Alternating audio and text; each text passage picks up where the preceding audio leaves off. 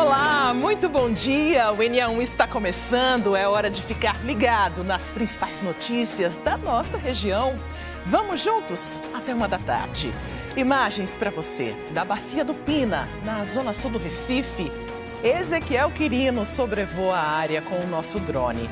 É um lugar muito admirado por quem passa de carro, a pé, correndo.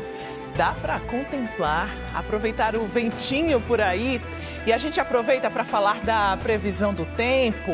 Algumas nuvens no céu, né? Já choveu mais cedo e tem possibilidade de chuva para hoje à tarde e à noite também. Neste momento faz 27 graus.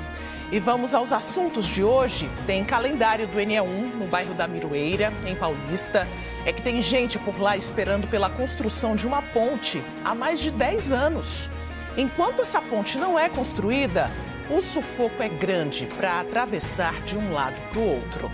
No Recife, motoristas e pedestres que circulam pelo bairro da Várzea precisam ter atenção redobrada para evitar acidentes.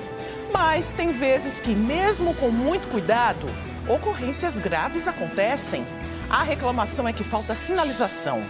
E passageiros de ônibus que precisam pegar o transporte na Praça do Derby, na área central da capital, sofrem com o abandono das paradas. É uma situação que o NA1 está acompanhando há 2 anos. E sabe o que mudou de lá para cá? Nada.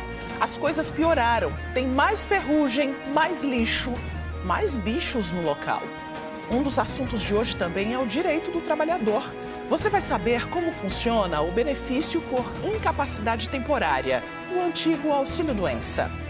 Será que está na hora de trocar o pneu do carro? Vale a pena recalchutar? Segura aí que a gente traz as respostas. O NA1 está só começando, esse espaço é todo seu. E você participa mandando mensagem para o nosso canal Globo, o QR Code já está aparecendo aqui na nossa tela. E o caminho é simples, é só apontar a câmera do seu celular para ele e seguir o passo a passo. São 11h50 e tem calendário do NA1 em Paulista. Bruno Fontes está com os moradores da Miroeira. Eles pedem a construção de uma ponte há mais de 10 anos. De acordo com eles, já foram feitos vários improvisos, mas nunca uma ponte definitiva, né, Bruno? São muitos problemas por aí. Mostra pra gente, por favor. Bom dia. Oi, Mari, bom dia para você, bom dia para todo mundo. Olha, por mais que nós vamos até as comunidades, né, a gente faz essa visita para constatar esses problemas, a gente sempre se impressiona, nós ficamos impressionados. Esse aqui é o loteamento Recanto Tabajara. Toda essa parte aqui está destruída, inclusive o nosso carro está lá atrás, porque se passar, atola. Vocês estão vendo aqui o barro, o problema de acesso. E aí, quando a gente vem para cá, olha as condições da ponte. Ela faz a ligação do Alto do Bigode, exatamente com a estrada Chão de Mangabeira. E também os carros que vão para Miroeira. Ela existia, tá? De forma improvisada, mas depois que a prefeitura fez uma obra aqui de limpeza do canal, foi destruído. Os carros não passam. E aí é o único acesso que eles têm, exatamente para passar da Miroeira para Tabajara, para Chão de Mangabeira, e não tem mais. Isso já há 1 mês está acontecendo, além do problema de outras pontes que tem aqui. Essa nunca foi construída. E aí Rinaldo chamou a gente, tem Rinaldo, tem Edilene, tem também Silvânia, Robson, eles param. Vem cá, seu Natanael. Edilene, você mora aqui. Moro. E qual a sua situação? Você estava falando da ponte, mas também de uma forma geral desse loteamento. Um bom dia para vocês. Bom dia. O loteamento em si, né? A gente mora aqui, por exemplo, tem pessoas que moram há 50 anos, isso aqui nunca foi feito, nunca foi visto, não é? E eu estou há 4 anos e eu vim aqui reivindicar, junto com todos os meus amigos aqui, reivindicar os nossos direitos, porque não merecemos passar por isso, né? Pagamos nossos impostos e passando num lugar desse, ó, todo alagado. Eu caí na beira desse rio, muitas vezes eu caí. E a ponte lá lá que tem acesso, é 15 minutos da minha casa para chegar em Santa Casa, né? No terminal de Santa Casa. E não tem acesso, a gente cai na lama, passa pessoas aqui com crianças, não tem iluminação, a gente aqui é esquecido. E faz muito tempo que eu venho falando isso, e o amigo Rinaldo, que já trabalha há muito tempo, né, com essas coisas, e a gente pediu socorro a ele, né, e a vocês, para que possa ter uma melhoria aqui, que o prefeito possa olhar para a gente, né, que a gente somos seres humanos. A gente existe, né? Existe, sim. Seu Natanel, chega aqui. Como é que vocês estão prejudicados? O senhor mora aqui desse lado, mais para frente ali, na Miroeira. Não, eu moro aqui. Mora aqui nessa parte. Tudo da gente aqui é com Miroeira, tá certo? Mas não tem acesso, a ponte está caída aí, quer dizer, desde o começo dessa obra aqui, que a PC passou e arriou essas manilhas. A PC aqui é uma máquina, É uma né? máquina de limpar o rio. Aí deixou aí e foi-se embora. Pronto, até agora a gente está aí sofrendo, não passa para cá de jeito nenhum. E se for fazer esse... Vem cá, Rinaldo, por favor. Rinaldo que chamou também a gente. Se for fazer um desvio para seguir, por exemplo, aqui vocês não estão passando, até estou vendo uma carroça, alguns animais, porque também é uma área rural. Esse desvio é grande? Muito grande. Pessoal que se quiser chegar em Miroeira, teria que descer pelo lixão, sair lá naquele giratório perto do terminal da Pelópida, para poder pegar a estrada do Frio e chegar em Miroeira. Então dá aproximadamente 3 quilômetros ou mais. Dá 6, né? Pronto, 6 quilômetros. E por aqui o acesso é muito rápido. Porém, é como a nossa amiga falou, estamos abandonados. Nós queremos, inclusive, agradecer ao seu prefeito, que ele é uma pessoa bem intencionada, tem bom projeto para cá, mas não estão dando prioridade a essa área. Robson, tu parasse a moto aqui, moto ainda consegue passar, estava vindo de onde? Eu estava vindo de casa agora. O que é que você tem a dizer também desse acesso? Quando chega aqui nessa lama toda, se você tem que ter cuidado com a moto para não cair, para não ficar aqui? A situação aqui é muito complicada. Chovendo, a gente não passa de jeito nenhum. Deu uma estiada, dá até para passar. Apesar de que tem que ter muito cuidado, porque qualquer vacilo que a gente tiver, a gente escorrega, cai, se machuca, quebra o veículo, quebra a moto no caso, né? Porque o carro não está passando. Sem contar que à noite não tem uma iluminação aqui. Vocês vão ficar comigo que daqui a pouco a gente vai cobrar uma resposta da Prefeitura de Paulista para ver se nós vamos ter uma notícia boa, né, sobre a recuperação dessa ponte. Maristela, só para esclarecer, tem essa ponte aqui e também tem uma outra lá na frente. Tem mais 2 pontes, todas estão em situação precária, tá? A gente veio para essa porque aqui não passa mais carro. As outras estão improvisadas, mas ainda passa um carro, um veículo. Essa daqui não. Eu volto com você, Maristela. Agora imagina o risco improvisar uma ponte, né, Bruno Fontes? São muitos problemas por aí que você mostrou com a ajuda dos moradores. Agora tem lama, tem lixo, tem mato alto, tem dificuldade de acesso. É uma situação de abandono mesmo aí para essa comunidade. Daqui a pouco você volta então com outras informações para a gente, com a cobrança, cobrança do calendário do ENEA1. Está se preparando agora para sair de casa? Daqui a pouquinho a gente mostra outras informações lá direto de Paulista, da Miroeira. Por enquanto, a gente circula pelo trânsito e nós já temos imagens aí da Avenida Doutor José Rufino, no bairro da Estância, pertinho do Colégio Visão. No lado direito, os motoristas estão sentido Avenida Recife e Afogados. No lado esquerdo, sentido BR-101 e Cavaleiro, sem dificuldade para o motorista que está passando por aí. Seguimos pela Avenida Abdias de Carvalho, no bairro dos Torrões, pertinho ali da Praça da Chesf. A gente observa uma movimentação mais intensa de carros por aí. No lado direito, os motoristas estão sentido São Martim e Ilha do Retiro. No lado esquerdo, sentido Curado. Agora, vamos dar um passeio pela zona sul da capital com a ajuda de Ezequiel Quirino, do nosso drone, pela Via Mangue, sentido Boa Viagem, Imbiribeira, e também bairros de Piedade, Candeias. A gente observa uma movimentação bem tranquila aí do trânsito, tem aproximadamente 4,5 quilômetros a Via Mangue. É uma alternativa para desafogar o trânsito nas avenidas Domingos Ferreira e Conselheiro Aguiar. Agora a gente observa uma movimentação bem tranquila, mas também uma lentidão, principalmente em horários de pico. Agora tá tudo tranquilo para o motorista que está passando por aí.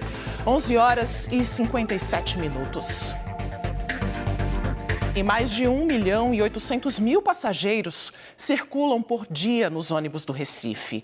Muitos passam pelo principal corredor do centro da cidade, a Praça do Derby, na Avenida Agamenon Magalhães. É um ponto estratégico com paradas de ônibus para vários cantos da região metropolitana e outras cidades do interior do estado. Mas os passageiros reclamam da falta de estrutura das paradas.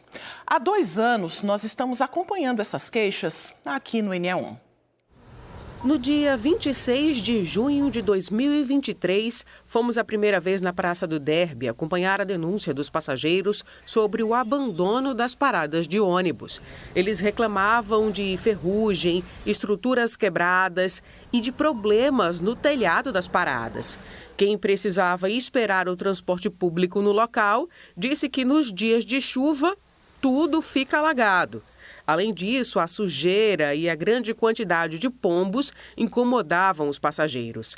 Na época, procuramos o Grande Recife Consórcio de Transporte e também a Prefeitura do Recife para saber o que ia ser feito para melhorar as condições das paradas de ônibus. O Grande Recife Consórcio informou que a responsabilidade era da Prefeitura do Recife. Falou também que a manutenção das paradas passou a ser da Prefeitura com o novo projeto da Avenida Conde da Boa Vista. A Prefeitura disse que a responsabilidade era do Grande Recife e que a Enlurb cuida da iluminação da praça, mas que as paradas ficam a cargo do consórcio de transporte. No dia 27 de novembro do ano passado, voltamos a falar sobre esse problema. Em 2024, o Grande Recife Consórcio de Transporte informou que seria, sim, o responsável pelas paradas de ônibus na Praça do Derby e disse que uma equipe da Diretoria de Engenharia foi enviada ao local para fazer uma avaliação detalhada da situação e elaborar um plano de ação para resolver os problemas identificados. 2 anos depois da primeira denúncia, nós voltamos à Praça do Derby para conversar com passageiros e pedestres. O telhado da parada de ônibus está caindo aos pedaços e os pombos estão morando nele. Seu Manuel tem este fiteiro há 42 anos e disse que estes animais têm aumentado nesta área de circulação dos ônibus no bairro do Derby.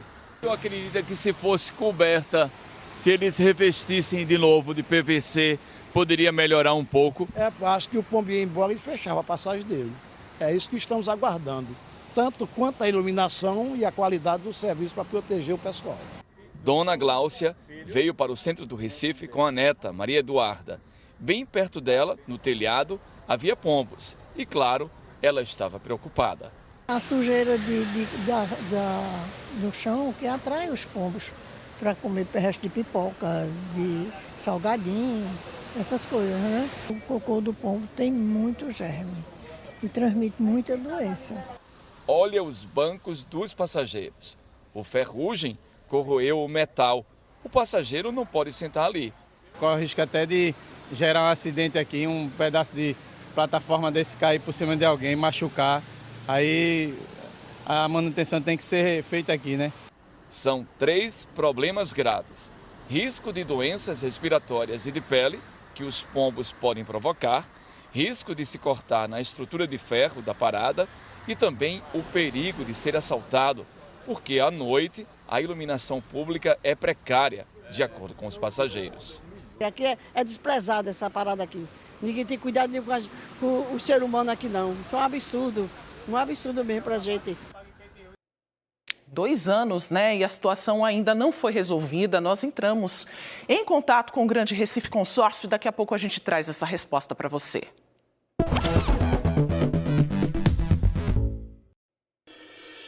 Hora de conferir as vagas de emprego disponíveis nas unidades das agências do trabalho do Estado e na Casa do Trabalhador. Bora ver aqui no telão? Quem sabe não é a oportunidade que você está esperando, hein? Tem 2 vagas para encanador para trabalhar no Cabo de Santo Agostinho. É preciso ter o ensino fundamental completo e 6 meses de experiência na função. Tem vagas também para garçom, para trabalhar em Igaraçu. São 3 vagas. Se você tiver o ensino médio completo e 6 meses de experiência, já pode se candidatar a uma dessas vagas. Tem 2 oportunidades para marceneiro, para trabalhar em Paulista. O ensino médio não precisa ser completo. E se você tiver 6 meses de experiência, já pode ser um dos candidatos. Tem 2 vagas para mecânico eletricista de automóveis. É para trabalhar no Recife. A escolaridade não é exigida. Se você tiver 6 meses de experiência no currículo, já pode se candidatar a uma dessas vagas. Vai lá no cedep.pe.gov.br que tem outros detalhes sobre essas e outras vagas. Boa sorte aí aos candidatos. E quem gosta de tecnologia, inovação, empreendedorismo, fica atento a essa dica. Estão abertas as inscrições para a Campus Party Nordeste. O festival acontece em setembro, na Arena de Pernambuco. Tem oficinas, vários palcos, palestras. Ivan Duarte é quem conta os detalhes para a gente. Maristela, a Campus Party, que é um evento de tecnologia, inovação, empreendedorismo e também pode ser um momento de diversão. Muita gente acampa lá para conhecer de pertinho as atividades. Vai rolar na Arena de Pernambuco entre os dias 25 e 28 de setembro. E a gente conversa agora com o produtor desse evento, que é o Ricardo Queiroz, a quem agradeço aqui pela participação. Ricardo, eu queria que você falasse um pouquinho mais sobre o que vai acontecer de fato na Campus Party. Boa tarde, bem-vindo. Boa tarde, obrigado pelo espaço. Bom, a edição da Campus Party desse ano conta com algumas novidades, né? Temos aí grandes nomes que vão passar pelos palcos da Campus Party, como Sérgio Sacani, Peter Jordan, vários influenciadores estarão lá participando de diversos conteúdos. Mas a gente também tem uma grande novidade, que é o aulão, que vai acontecer no dia 28 de setembro para alunos em período do Enem. Então, um dia inteiro ali focado em assuntos que vão ser pertinentes ao Enem, mas de uma forma diferente que a gente faz em parceria com a Globo. Além disso, outros conteúdos que estão associados à inteligência artificial, então como que servidores públicos ou professores podem usar a inteligência artificial no dia a dia para melhorar a agilidade do seu trabalho, entre outros conteúdos e atividades que acontecem. Como é que vai ser a dinâmica lá? É palestra, workshop, tem interatividade, como é? A Campus Party é um evento que tem muito de tudo, né? Então, a gente tem oficinas, que são atividades mais práticas, a gente tem palestras que acontecem no palco principal e tem outras atividades como experiências em tecnologia que vão tratar sobre a alimentação do futuro, que acontecem ali em todos os ambientes da Campus Party. Mas também a gente tem o famoso camping, para quem quer dormir e viver essa experiência de forma mais intensa, pode ali usar toda a infraestrutura que a Campus Party disponibiliza e viver a Campus Party de uma forma diferente. E é um evento para todos os públicos, não é, Ricardo? Você me falava até de quem gosta de game, para quem quer uma orientação sobre empreendedorismo, por exemplo, mais técnica. Exato. A gente, por exemplo, tem a área Open, que é um espaço gratuito do evento, onde a gente trata de assuntos mais lúdicos e de assuntos mais introdutórios, que são para as pessoas que não estão inseridas na tecnologia. Mas a gente tem outros espaços, por exemplo, como a Arena, que é um espaço fechado, que necessita de adquirir ingresso, mas para quem busca conhecimento mais técnico em tecnologia, pode ser o lugar perfeito para buscar essas informações. Só para a gente finalizar, me conta qual é a grande cereja do bolo desta temporada e passa o serviço também na área que não é gratuita, né? Como é que faz para comprar o ingresso, quanto custa? Perfeito. Acho que temos algumas cerejas, mas nomes como, comentei há poucos, Peter Jordan, Mari Luiz, são grandes influenciadores que passaram lá. Sérgio Sacani também vai participar do evento. Então tem um pouco de tudo. Para quem quiser saber mais sobre o que vai acontecer, convido a acessar o site da Campus Party ou buscar Campus Party nas redes sociais e ter todas as informações. Tá certo. Obrigado aqui pela participação, viu, Ricardo? Nas redes sociais você encontra a Campus Party escrevendo assim, né? Campus com U, Campus Party seria, né? P-A-R-T-Y. Lá você vai encontrar essas informações que o Ricardo passou pra gente, inclusive sobre os ingressos para as áreas que são pagas, mas é um evento que movimenta muito aqui a galera que gosta de tecnologia, gosta de inovação, viu, Maristela? Com você aí no estúdio. Estamos na Semana Municipal da Pessoa com Deficiência e a Fundação Altino Ventura está com um mutirão de atenção à saúde para crianças e adolescentes. Daniele Fonseca está lá. Precisa, Daniele, fazer algum agendamento? Boa tarde para você. Oi, Maristela, boa tarde para você, boa tarde para todos. Estou ao vivo aqui na Fundação Altino Ventura, que fica no bairro da Iputinga. Olha só, essas crianças que estão sendo atendidas hoje e amanhã aqui no Altino Ventura, elas já tiveram esse agendamento feito, né? Então, quem vem já sabe, já está marcado para isso.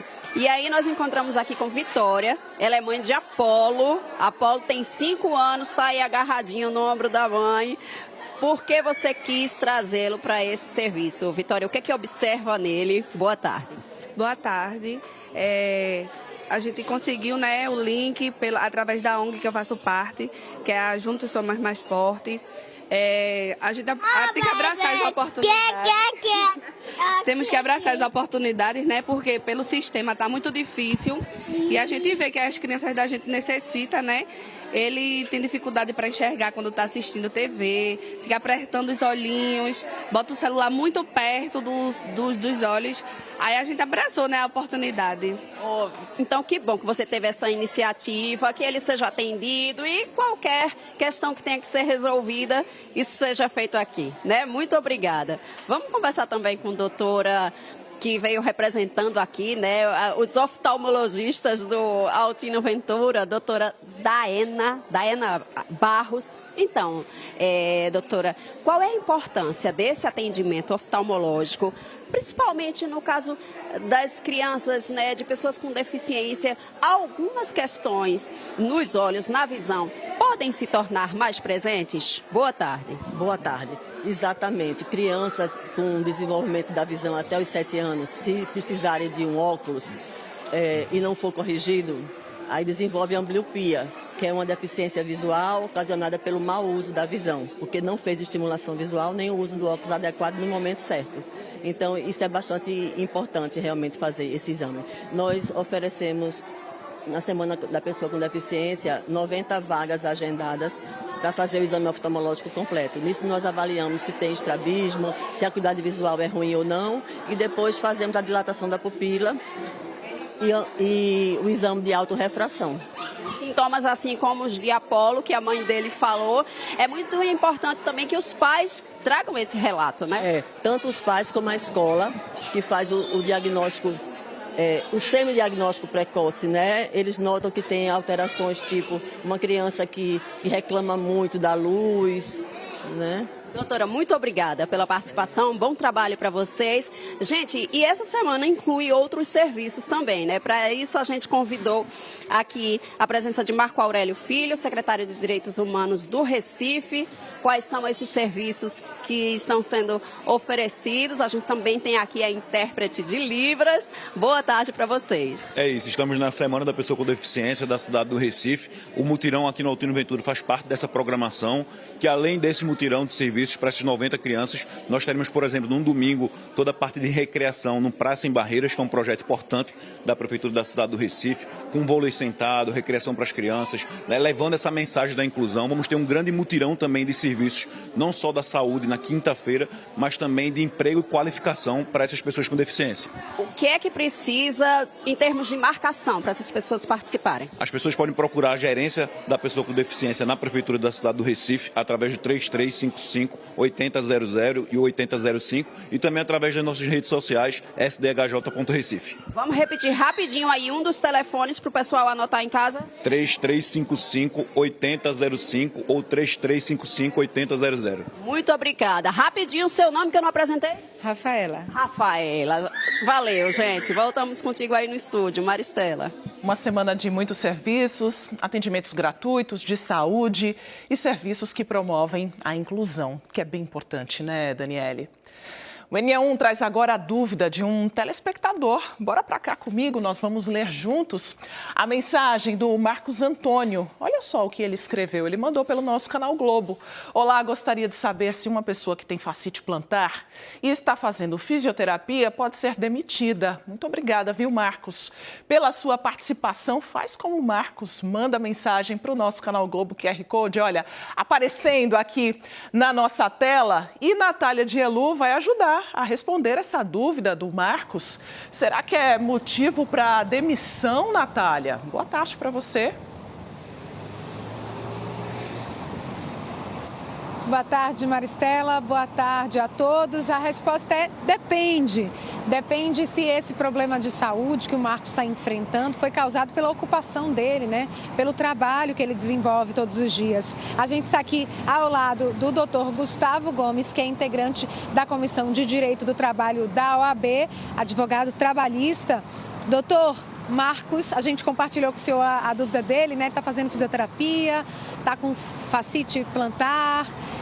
Numa situação como essa, o senhor estava me respondendo que depende, né? Depende do cenário. Sempre depende. Bom dia aos telespectadores, bom dia, Natália, bom dia, Maristela. A situação é peculiar. Você tem que saber se a origem dessa doença, se é algo congênito, se é algo adquirido, se é algo que tem a ver com o trabalho. Por exemplo, pode ser que a empresa que ele trabalha ele precisasse de uma bota especial, nunca foi fornecida. Então isso seria um acidente de trabalho. Aí ele teria que ter o encaminhamento para o INSS para ver se foi acidente de trabalho, se foi doença. Mas, infelizmente, a mera fisioterapia para tratar um problema pessoal não daria uma estabilidade se não tiver relação com o trabalho.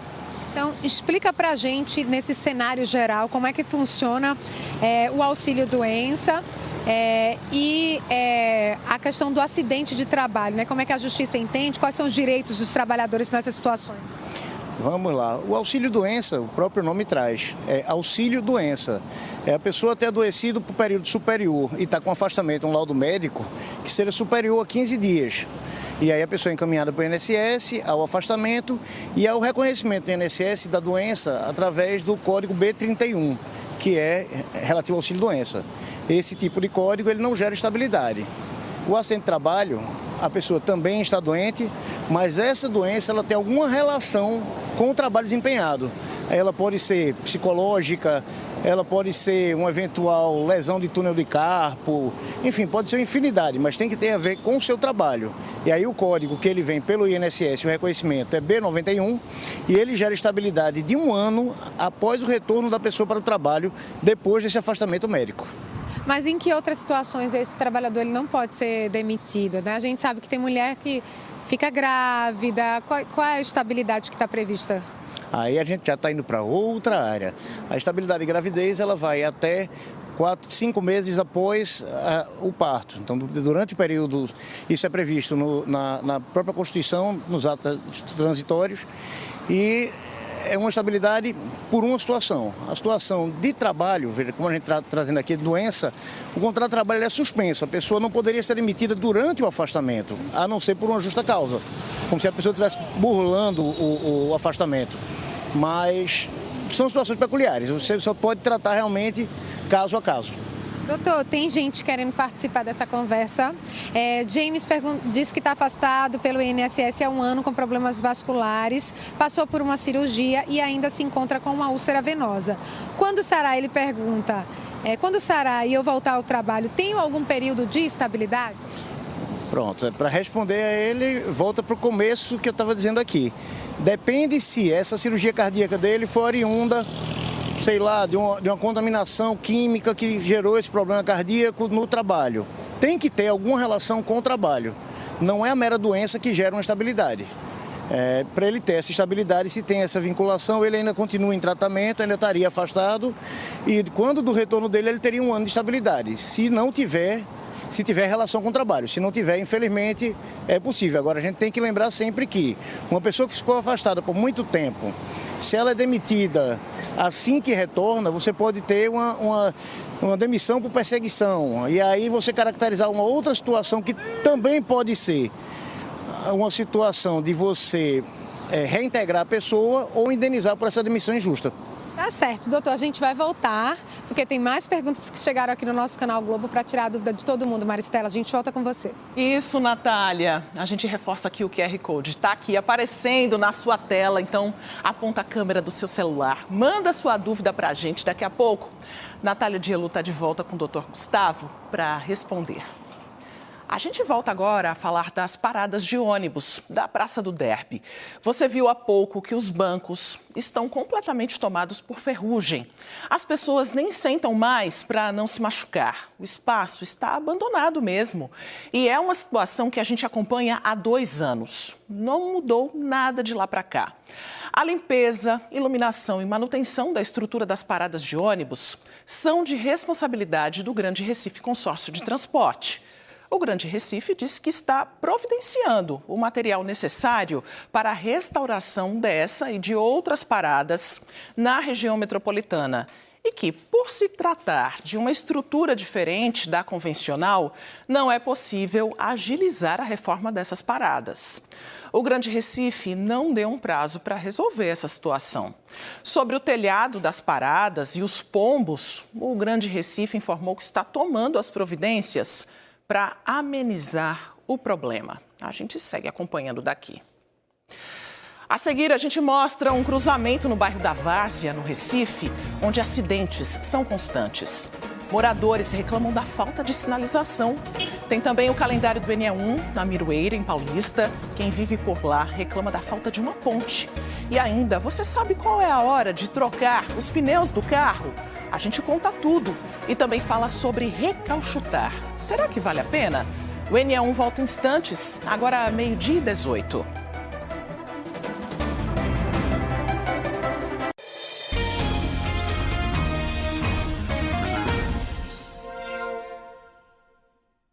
ENEA1 de volta e no bairro da Várzea. Na zona oeste do Recife, um cruzamento virou uma dor de cabeça para os moradores. Eles reclamam dos acidentes e da falta de sinalização adequada para pedestres. No local, há várias escolas e o problema é ainda pior por causa do terminal de ônibus da Caxangá, que fica bem próximo. O cruzamento fica entre as ruas Emiliano Braga e Professor Antônio Coelho, na Várzea. No local, apenas uma placa de pare, já apagada, e uma faixa quase sem pintura. Moradores e motoristas reclamam da falta de sinalização e do desrespeito às poucas placas que ainda existem. Agora mesmo o motoqueiro parou e os outros carros passaram. Eles não deram o motoqueiro fez com a mão assim para parar, mas eles não pararam não. É muito difícil algum motorista parar. Eles passam direto. A situação preocupa ainda mais porque tem 4 escolas no quarteirão. Jorge Arthur e Jorge Guilherme, que estudam em uma delas, vão a pé todo dia e precisam ter muito cuidado no caminho. Até para atravessar, às vezes vem carro correndo, já aconteceu até de ter acidentes por aqui, aí é um pouco difícil. Ô Jorge, o pessoal respeita a faixa de pedestre aqui? Poxa, geralmente não, velho. Nem a faixa de ciclista também.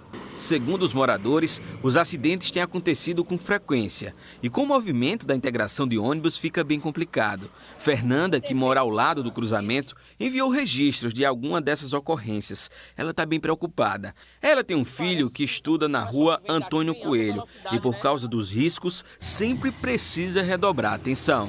Muitas crianças, idosos, né? E aqui é um terminal de ônibus, os ônibus também entram com muita velocidade, é bem complicado, viu? Já vi ônibus virar uma ambulância, até a ambulância já foi no acidente também, né? Ana Paula sai todo dia da Imbiribeira para Várzea. Leva a filha na escola que também fica nessa rua e passa por esse cruzamento. O trânsito é complicado o dia inteiro e sem sinalização fica ainda pior. E aqui é um cruzamento, então vem os carros de lá, vem os carros de cá, vem as crianças, vem idosos, vem pessoas passando e aí fica um caos, porque ninguém respeita. Muitas vezes, assim, por não ter onde estacionar, eu dou algumas voltas até conseguir uma vaga. E aí eu não deixo minha filha descer, porque eu tenho medo desse trânsito. Eu fico preocupada de atropelamento mesmo, porque eles não respeitam. Uma das principais queixas aqui dos moradores é que ali na BR, Avenida Professor Moraes Rego, os motoristas acabam vindo em alta velocidade. Inclusive aqui no cruzamento vai ter uma sinalização com o nome pare. Mas são poucos os que param. E continuam, veja só esse ônibus. Não parou e é um cruzamento. E é isso que vem ocasionando vários acidentes. Olha esse outro, ó, a velocidade. É essa situação que o pessoal vem reclamando por aqui. Pode ter acidente entre automóveis, entre motos e ônibus. Então a gente espera que não venha acontecer a fatalidade para se colocar um sinal de trânsito aqui. Natália já viu vários acidentes no local e espera que o problema seja resolvido antes que algo pior aconteça. Para acompanhar essa situação, trouxemos o calendário do ENE1 até que a solução seja feita. O que a gente vem pedindo já há algum tempo é que se coloque ou uma faixa de pedestre de maneira adequada ou outra sinalização, um semáforo, para evitar que um acidente pior aconteça. Porque a gente acaba vendo algumas situações que não são nem um pouco legais. Graças a Deus nunca aconteceu nenhum acidente fatal, mas vai esperar acontecer um para entrar a sinalização. Pois é, a Natália está certa. A CTTU, que é a Autarquia de Trânsito e Transporte Urbano do Recife, informou que a manutenção da sinalização será iniciada em setembro e que no cronograma estão as ruas Emiliano Braga e Professor Antônio Coelho, na Várzea. A CTTU também se comprometeu em analisar soluções que aumentem a segurança no local. Bora então marcar aqui no nosso calendário, já que o serviço está previsto para o mês que vem. Bora marcar então no mês de outubro? Já abri aqui o nosso calendário no dia 1º. 1º de outubro é uma quarta-feira. Natália, que ficou aí com o nosso calendário, já pode fazer essa anotação aqui junto comigo. E a gente vai voltar para ver se algo mudou nessas ruas aí do bairro da Várzea. E nós mostramos mais cedo a situação de uma ponte que fica na Miroeira, em Paulista. É uma estrutura improvisada que não passa segurança e preocupa a comunidade. Bora voltar então com o Bruno Fontes? A Prefeitura de Paulista, Bruno, já deu alguma resposta para esses moradores? Maristela, os moradores estão aqui. Ela deu uma resposta, mas não é uma resposta. Porque é o seguinte, a Secretaria de Imprensa disse que tentou ter essa posição da Secretaria de Infraestrutura. E até agora eles não localizaram, não tiveram nenhuma informação da Secretaria de Infraestrutura. Então, por enquanto, infelizmente, a gente não tem como saber. E diante disso, eu queria mais uma vez, Maristela, mostrar aqui. Vem cá, Silvânia. A mãe de Silvânia, ela tem Alzheimer. Mora lá dentro, você até estava falando para mim. Como é que está sendo para você fazer o tratamento da sua mãe? Boa tarde. Boa tarde. É muito difícil, né? Porque o Zub não passa por aqui, né? Então eu tenho que andar com ela até lá embaixo, Miroeira, para poder pegar um carro para poder eu comover ela para o hospital. É muito complicado o Uber vir para cá para poder passar por aqui, que eles têm medo de ficar ou atolada ali na lama. Porque a manilha afundou. A manilha afundou, né? E a gente fica, né, à mercê, né? Porque não tem que andar com ela por essa lama. Pela beira do canal ali. Eu até vi umas imagens das pessoas passando ali na beirinha do canal. Na beirinha, eu tenho que pegar por ela, tem que ir na minha frente, eu tenho que segurar ela para poder, né, a gente não cair, porque se a gente cair, já sabe, né? Então, tem que ir bem devagarzinho com ela para poder chegar até lá embaixo. Qual é o seu sentimento? É revolta, né? Porque a gente mora aqui, né? E não tem só ela, né? Tem vários idosos aqui que moram aqui também e precisa, né? Tem gente que é em cadeira de roda, né? Não pode se comover, tem idoso e não consegue. Venham cá, vocês duas. Eu até pensei que eram irmãs, mas disseram que são vizinhas. E vocês moram aqui dentro. Como é seu nome? Meu nome é Mônica. Está sendo então depois que a ponte afundou há um mês? Como é que vocês estão fazendo para comprar, ter um caminhão, por exemplo, de gás, uma água mineral? Como é que vocês estão fazendo? É difícil, né? Porque como você está vendo a situação, não é? A prefeitura veio, tirou, né? Deixou nesse estado. Os moradores é que ajeita muitas vezes a ponte, é os moradores que ajeitam.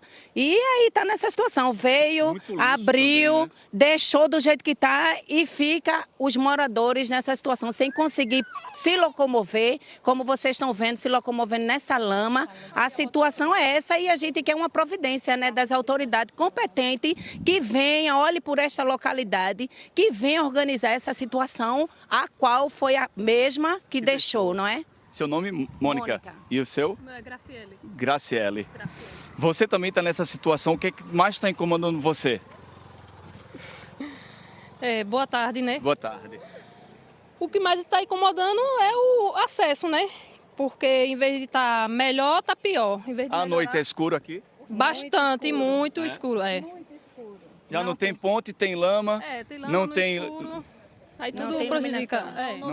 Não tem acesso para passagem, né? A gente passa aqui, carro fica atolado, a gente fica atolado mesmo, quase caiu dentro do rio na enchente. Tá ruim tudo, Eu faço feira, fico ali esperando uma ajuda, lá do outro lado e venho andando por dentro da lama. Como é o nome do senhor? Obrigado, Edilene, fica aqui. Seu Rildo, se eu vi uma resposta que a prefeitura não deu. Queria saber do senhor, em tempo de eleição, se as condições aqui melhoram, assim, se tem acesso, se tudo volta a funcionar melhor. Boa tarde. Boa tarde, Bruno. Boa tarde a todos que estão aqui conosco. A única revolta que eu tenho é que nas horas de eleição todo mundo é chamado para votar. E na hora de fazer as coisas dignas que tem que ser feito aqui, o morador merece. Muito pelo contrário, a prefeitura veio, já reivindiquei 500 vezes e a resposta que a prefeitura deu para a gente é linda. Que não tem ninguém para responder, que não tem ninguém para fazer, para atender. Agora, na hora do voto, sabe nos procurar. Eu agradeci o prefeito pela limpeza do rio, está digna. Agora, digna de uma parte. Porque quebrou a ponte. As duas pontes, aqui teve cidadãos mesmo como o seu Tico, Robinho e outros que juntaram dinheiro e fizeram a ponte. Eu falei que rachou, mandaram vir secretário, mas ninguém dá resposta. Porque, vou lembrar, porque além dessa, gente, também tem uma outra ali que não passa nada. Seu Rinaldo, está com o calendário aqui aberto, e seu Natanael, o senhor disse que não quer que demore muito, até porque não tem resposta. Vocês querem uma resposta até setembro? Setembro, Rildo? 8 de setembro. Marca aqui. Nós queremos, como moradores do loteamento Vale Verde, nós queremos resposta. Não é que não achou secretário, não é que não achou prefeito, a Globo está aqui para nos apoiar. Então eu estou reivindicando o nosso direito. Certo. O nosso direito, como cidadão e cidadã.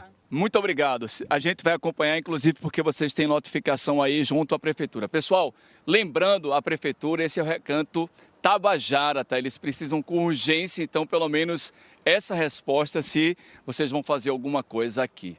Eu volto com você, Maristela. É o mínimo, né, Bruno? Uma resposta. Calendário marcado, a gente está de volta em setembro. A gente segue agora pelo Recife, para a gente continuar aquele nosso passeio. Agora por outros pontos, na área central da capital pernambucana, a gente tem essa imagem bonita aí de Ezequiel Quirino e a gente observa um movimento na rua João Lira, no bairro de Santo Amaro, que liga aí a Rua da Aurora, a Avenida Cruz Cabugá. Ele vai ampliando aí a imagem para a gente fazer esse passeio agora 12h32. E mais à frente, a Avenida Cruz Cabugá, um corredor importante, né, de ônibus, BRT, os carros ali que vão para a zona sul do Recife. E a gente contempla aí esse começo de tarde com um tempo um pouquinho mais firme, né? A gente agora volta a conversar com Natália Dielu. Ela está com um advogado, vai tirar as dúvidas que chegaram pelo nosso canal Globo sobre as situações, né, Natália, que não podem gerar demissão.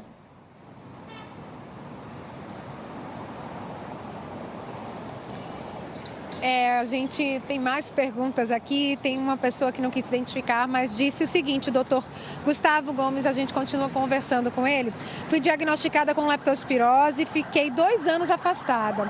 O INSS informou que estou apta para retornar para a empresa e a empresa viu que eu estou sem condições de exercer as atividades. O que a empresa deve fazer?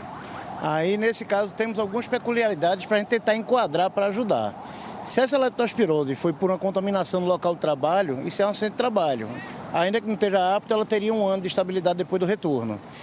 Se não foi um acidente de trabalho, a pessoa vai entrar no que a gente chama de limbo previdenciário, que ela é apta pelo INSS e é reconhecida como inapta pela empresa, pelo médico da empresa.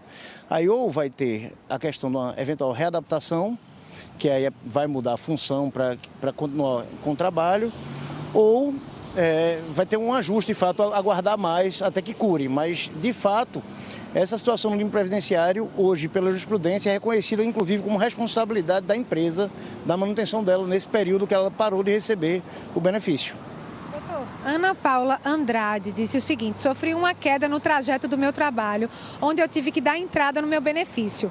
Eles me concederam apenas 14 dias antes do meu contrato de trabalho. A empresa me demitiu e também não me deu assistência. O que é que o senhor tem a dizer em relação a esse caso? Tentando ajudar um pouco, na verdade, foi um acidente de trajeto, em tese. Com a reforma trabalhista, o acidente de trajeto ele não é mais reconhecido como acidente de trabalho. E como foi um afastamento de 14 dias, o contrato de trabalho dela, após os 14 dias, ele volta a vigorar. Então a demissão é possível, a não ser que houvesse, como a gente começou dizendo, uma comprovação de um acidente de trabalho, de uma vinculação com o trabalho. Se por acaso ela estivesse trabalhando no carro da empresa... Se ela tivesse saído da empresa para visitar um cliente, por exemplo, aí não seria um acidente de trajeto, seria um acidente de trabalho, porque ela estaria usando uma ferramenta da empresa para realizar seu trabalho. Aí é um acidente de trabalho. Doutor, Ana Cláudia de Lima disse o seguinte: tenho síndrome do túnel do carpo, tendinite e bursite nos ombros e estou com uma lesão no ombro direito. Tenho direito a auxílio acidente, pois não consigo mais exercer minhas atividades. Eu sou cozinheira. Vou tentar lhe ajudar aqui. Essas doenças, elas estão no rol das doenças tidas como ocupacionais, todas essas que a senhora citou.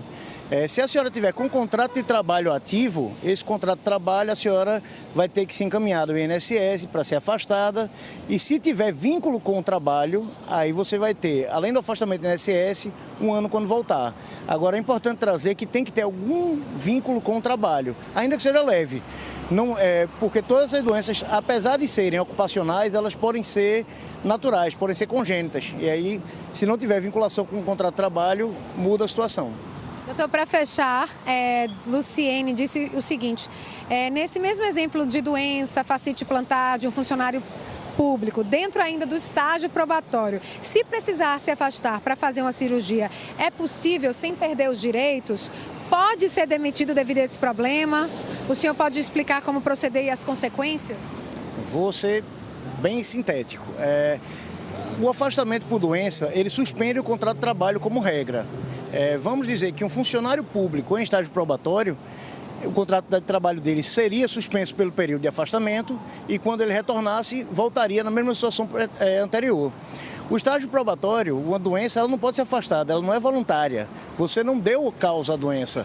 Um afastamento no estágio probatório, geralmente, ou seria por um descumprimento das funções, ou por prática de ato ilícito, alguma coisa dentro de algo que tivesse vontade sua no exercício, que não é o caso de uma doença. Não teria nenhuma repercussão? Nenhuma. Voltaria a contar tudo regularmente quando do seu retorno. Muito obrigada, viu? Muitas dúvidas, muitas respostas, né?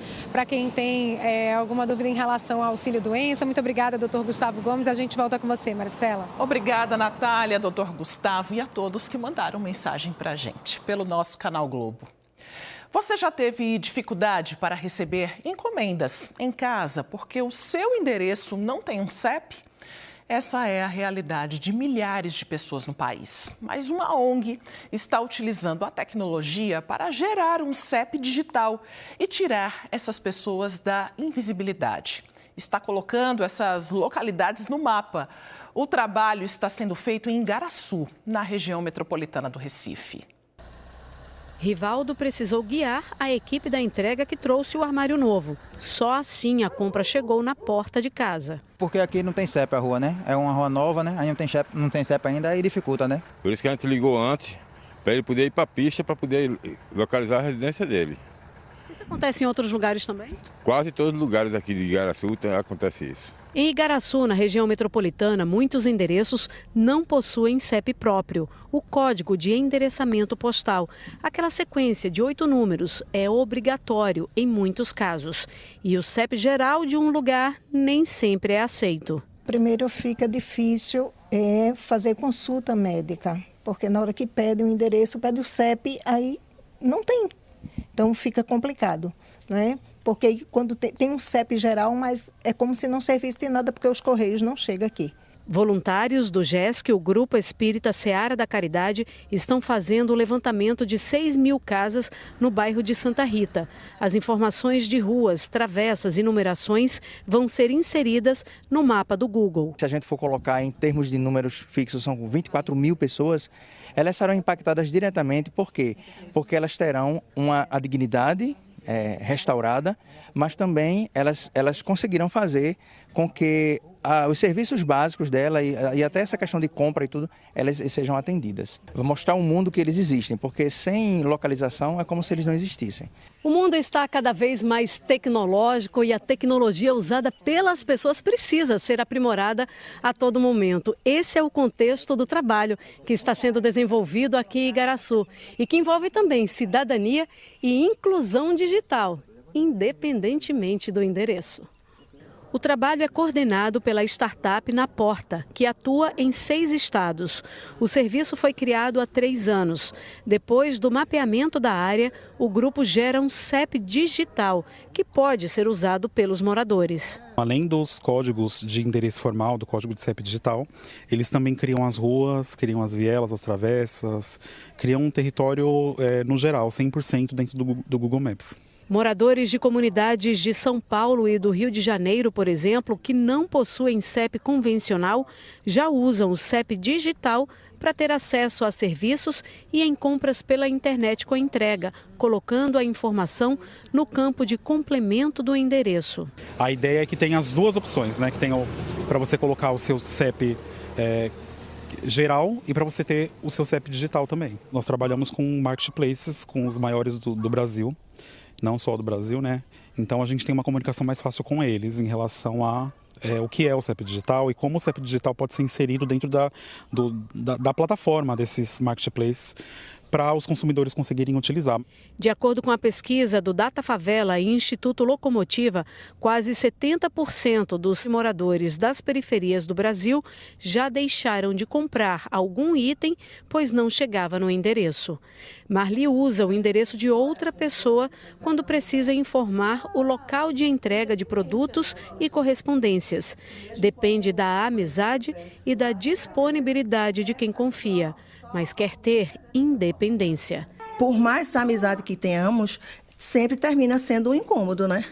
Que você vai sempre estar incomodando, chega uma hora que a pessoa não está sempre disponível, né? O trabalho dos bombeiros é essencial para garantir a segurança da população. Eles são treinados para enfrentar várias ocorrências de resgate, salvamento e atendimento.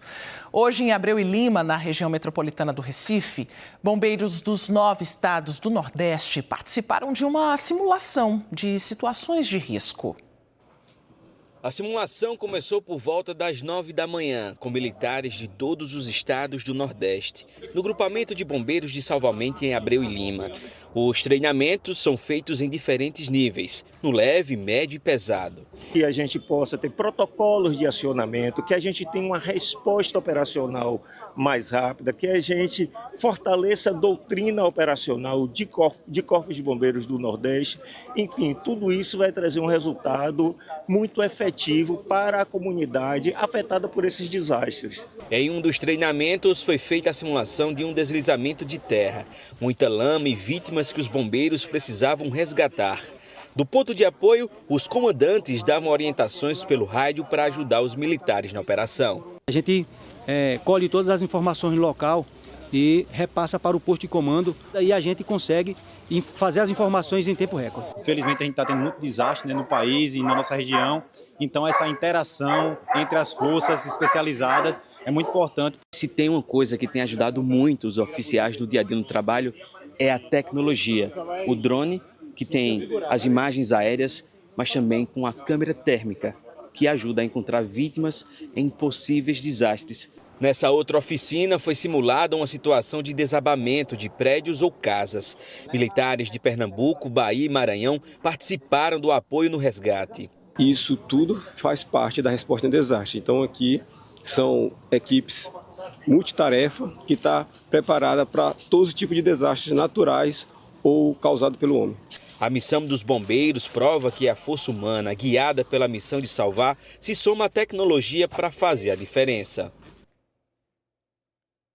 A seguir, o NA1 fala sobre a hora certa de trocar os pneus do carro e quais são as formas de conservá-los. E ainda 2 artesãs do Recife vão mostrar como os pneus descartados podem virar renda. O NA1 volta em instantes, agora 12h44.